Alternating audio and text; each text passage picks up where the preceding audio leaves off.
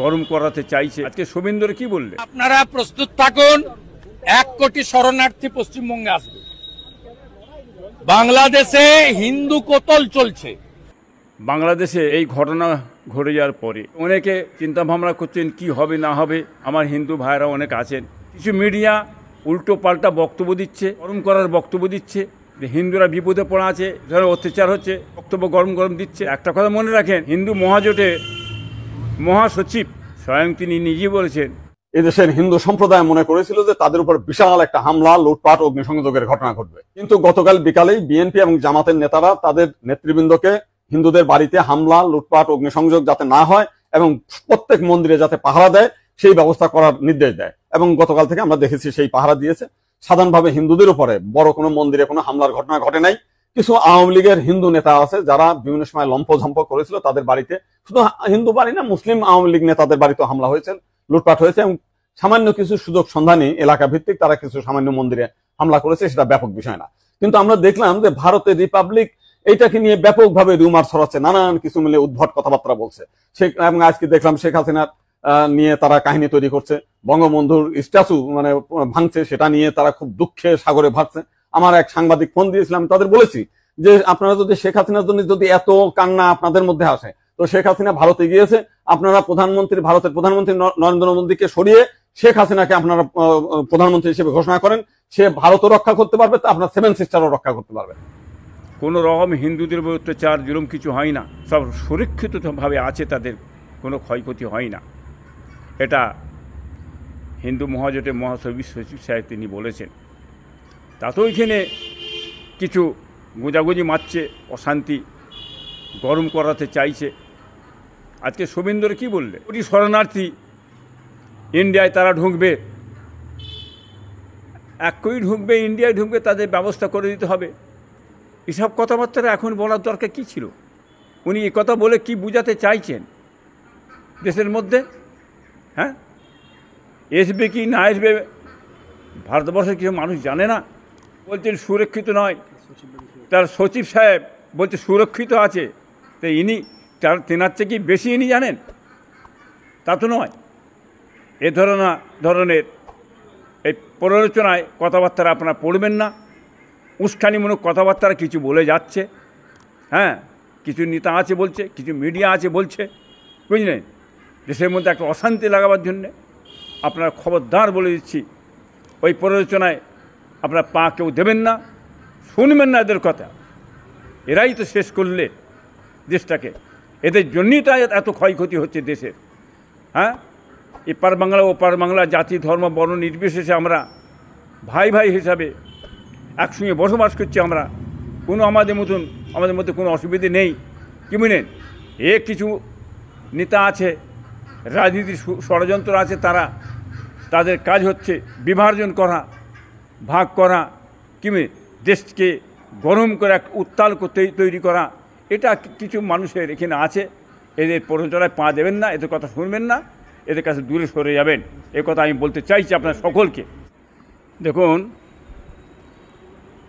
এটা খুব বড়ই দুর্ভাগ্যজনক। বাংলাদেশ স্বাধীনের পর থেকে আজ অবধি কোনো বাংলাদেশের প্রধানমন্ত্রী দেশ ছেড়ে পালিয়ে যায়নি। মুজিবুর রহমান সাহেবের কন্যা শেখ হাসিনা আজকে দেশ ছেড়ে পালিয়ে গেল।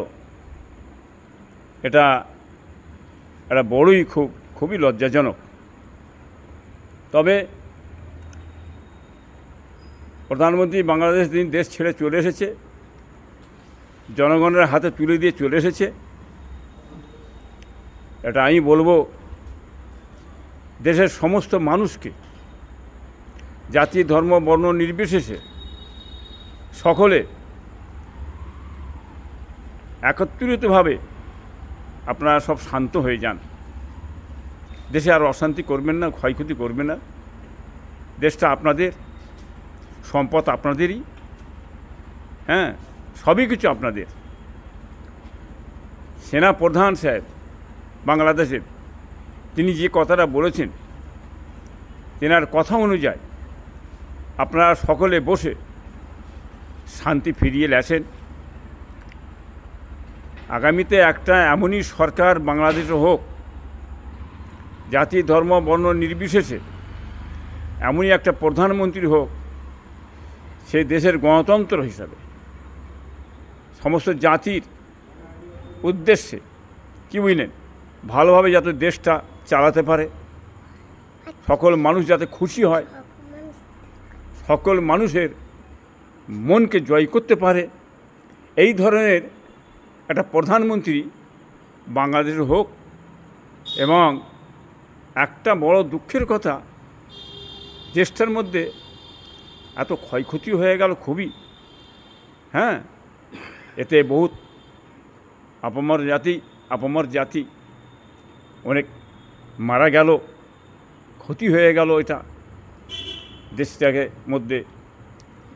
তো আমি বলতে চাইছি, দেশের স্কুল কলেজ যে সমস্ত আছে সেগুলো খোলা হোক,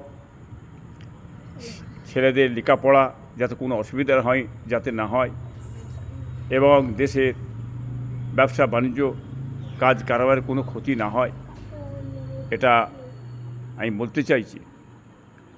আর একটা কথা, সবচেয়ে বড় কথা হচ্ছে বাংলাদেশের ভিতরে যে আলেম সমাজ কিছুকে আজ বন্দি করা হলো, অনেক মসজিদের ইমাম এদের ঘরে জেল দেওয়া হলো, কি বুঝলেন, আজকে জেল দিয়ে যে ক্ষয়ক্ষতিটা হয়েছে কি বুঝলেন, এটা